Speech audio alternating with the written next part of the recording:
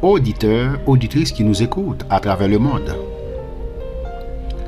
Parole vivante et d'espoir, votre étude arrive maintenant chez vous.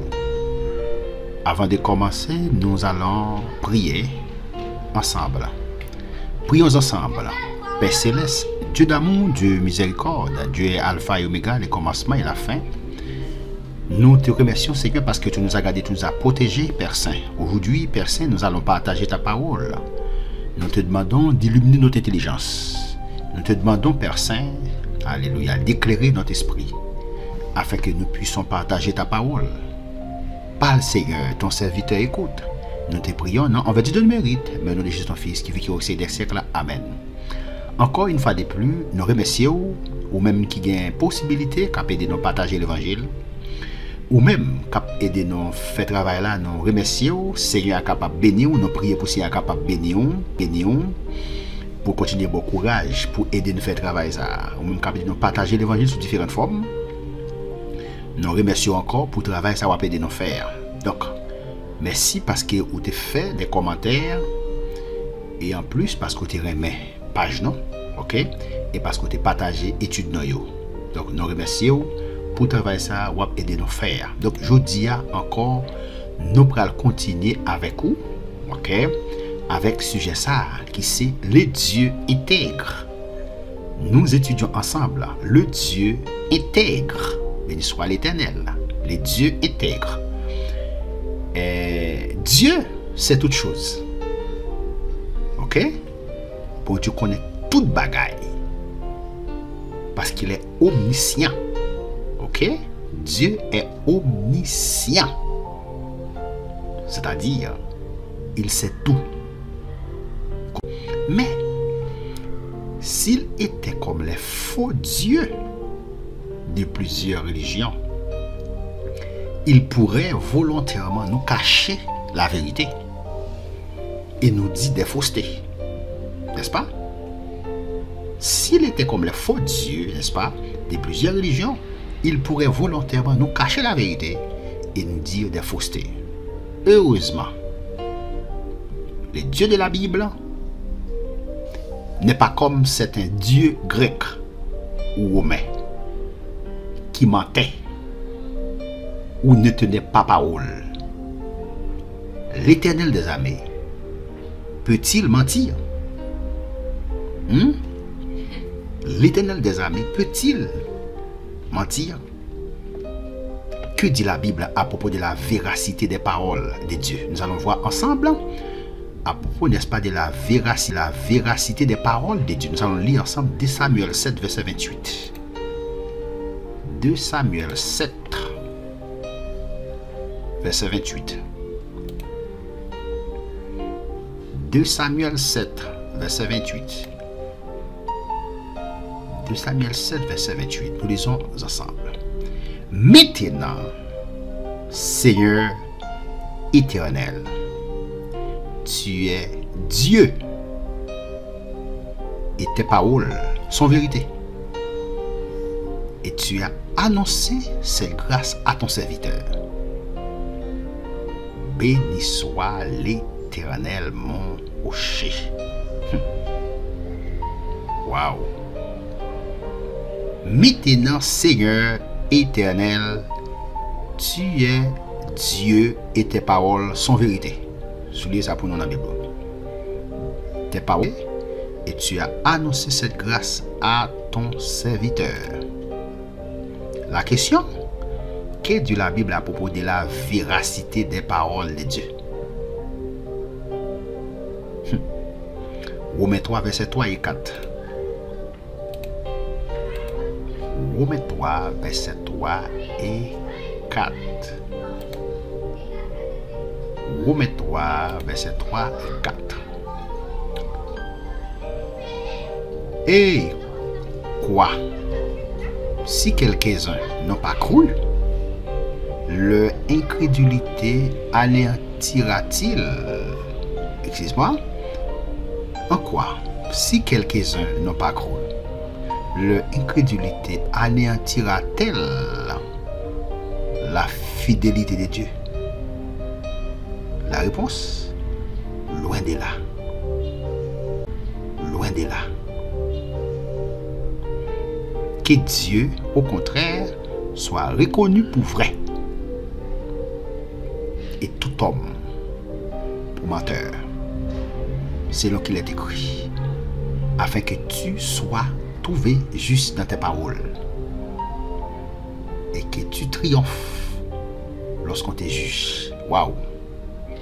Le texte a dit ici, en quoi si quelques-uns n'ont pas cru, leur incrédulité anéantira-t-elle la fidélité de Dieu? Le texte a dit, loin de là, que Dieu au contraire soit reconnu pour vrai et tout homme pour menteur. Ok? Le Dieu de vérité, n'est-ce pas? C'est là qu'il est écrit, afin que tu sois trouvé juste dans tes paroles et que tu triomphes lorsqu'on te juge. Très bien. Troisième texte, Tite 1, verset 1-2. Verset 1-2.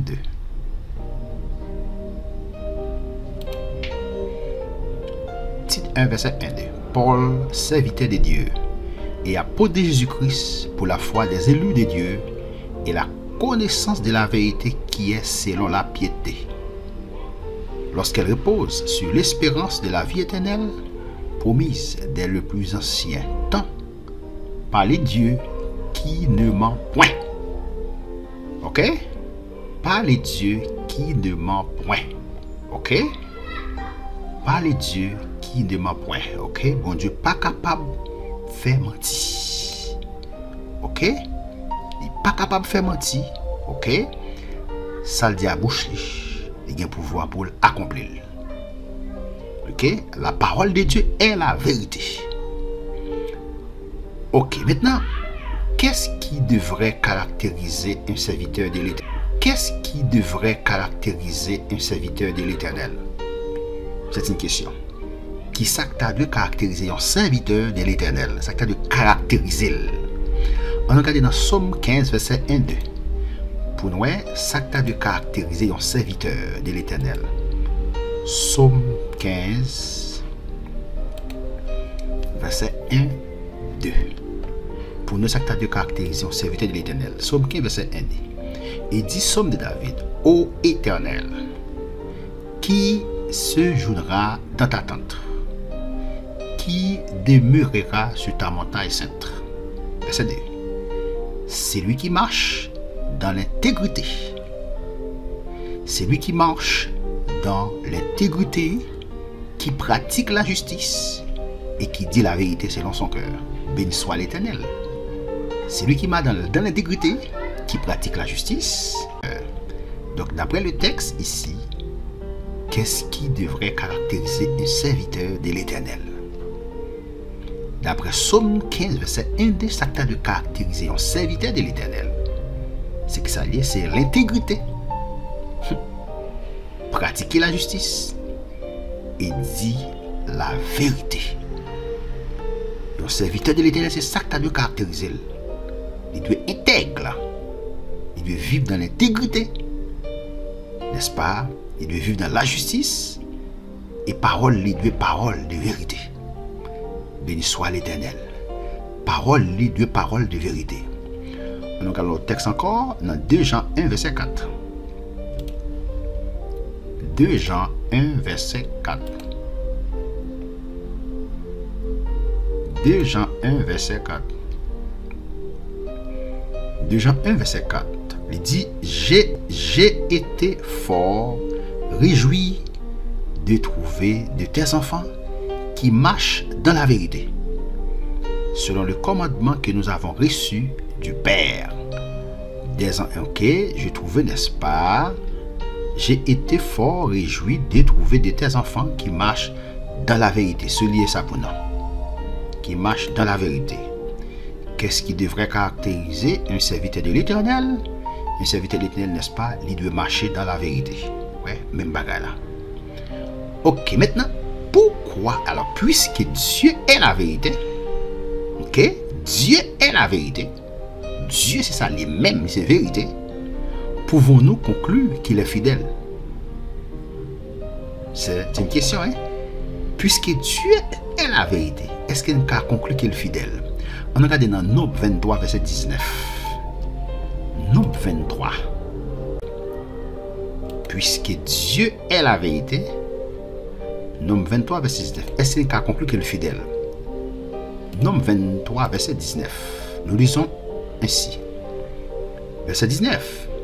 Dieu n'est point un homme pour mentir. Béni soit l'Éternel. Dieu n'est point un homme pour mentir. Il n'est pas un monde pour la mentir. Ok? La parole de Dieu est la vérité. Dieu est la vérité. Dieu n'est point un homme pour mentir, ni d'un homme pour se repentir. Ce qu'il a dit, ne le fera-t-il pas? Ça le dit, est-ce qu'il va faire? Ce qu'il a déclaré, ne l'exécutera-t-il pas? Ça le déclaré, elle va exécuter. Waouh! Béni soit l'Éternel. Hein? Puisque Dieu est la vérité, pouvons-nous conclure qu'il est fidèle? Oui, qu'il est fidèle. Oui, il est fidèle. 1 Corinthiens 10, verset 13. 1 Corinthiens 10, verset 13. 1 Corinthiens 10, verset 13. Nous lisons ainsi. Aucune tentation ne vous est survenue qui n'ait été humaine. Et Dieu qui est fidèle, qui me parle. Et Dieu qui est fidèle, fidèle ça veut dire bon Dieu qui me parle, ne permettra pas que vous soyez tentés au-delà de vos forces.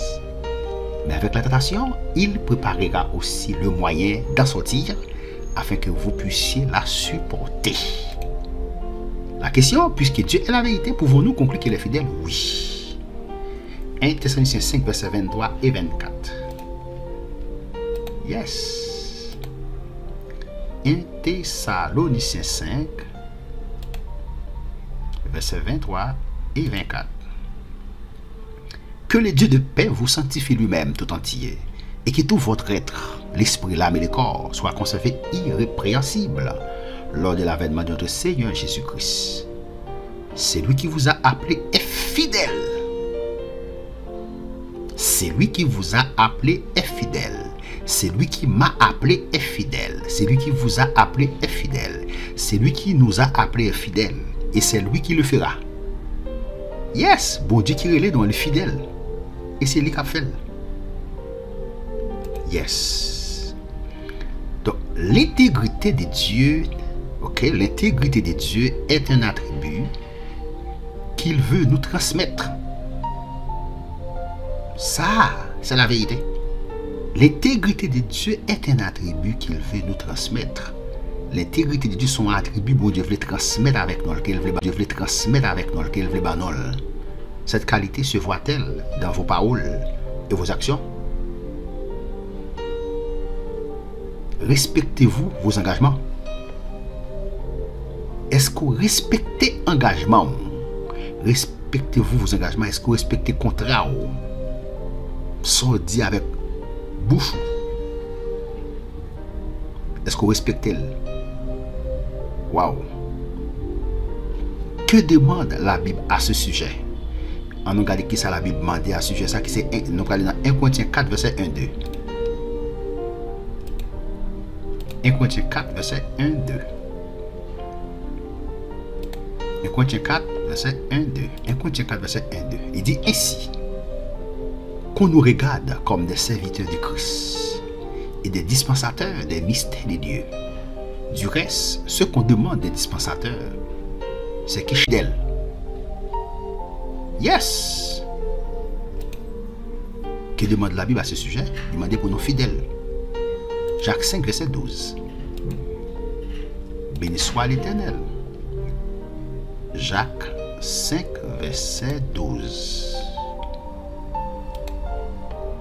Verset 12, il dit, avant toute chose, mes frères, ne jurez ni par le ciel, ni par la terre, pour ne pas faire serment, hein? Ni par aucun autre serment. Ok? Ou pas besoin de faire serment. Oui, c'est oui, non, c'est non. Il dit, mais que votre oui soit oui. Yes! Mais que votre oui soit oui. Et que votre non soit non. Afin que vous ne tombiez pas sous le jugement. C'est pour oui ou c'est oui. Ou pas qu'à dire oui. Et puis dans vous-même, vous connaissez oui, ça dit ou même on est. Oui, ça dit ou même c'est non lié. Et que votre oui soit oui et que votre non soit non. On me demande un bagage ou pas qu'à pas mal menti. Dis non, on me dit pour faire pour pas faire. Faut qu'on très catégorique. C'est dire non ou pas capable. Pas dire oui pour pas l'espoir. Et puis, ou qu'on est bien, soit dire oui qu'on dit là qu'on est ou qu'on est bien ou pas faire. La Bible dit que votre oui soit oui, que votre non soit non. Pour qui ça le dit? C'est pour oui ou c'est oui, c'est pour non c'est non. Il dit pour pas tomber, n'est-ce pas, en bas jugement. Afin que vous ne tombiez pas sous le jugement. Pas besoin de faire serment. La Bible dit ça, ni jurer ni par le ciel, ni par la terre. Pas besoin de faire serment. Regardez les gens qui font serment. Bah, tu dois être pied là bas. Lui connaît même c'est menti la baille. Non. C'est pour oui ou c'est oui. C'est pour non. Donc, celui qui voudra être béni, n'est-ce pas, dans le pays, voudra l'être par le Dieu de vérité. Et celui qui prêtera serment dans le pays, prêtera serment par les dieux de fidélité. Car les détresses passées seront oubliées. Elles seront cachées à mes yeux. D'après Ésaïe 65, verset 16. Que Dieu vous bénisse. Que Dieu vous garde. Que Dieu vous protège. C'était votre serviteur, Jean-Christian Pétion, qui était en train de partager la parole de Dieu avec vous. Partagez mes études sur des réseaux sociaux. Faites des commentaires. Aimez, ok, notre étude. Et invitez, n'est-ce pas, vos amis à venir, n'est-ce pas, écouter notre étude. Restez avec la paix de Dieu, restez avec la grâce de Dieu. À la prochaine, pour une prochaine vidéo. Amen.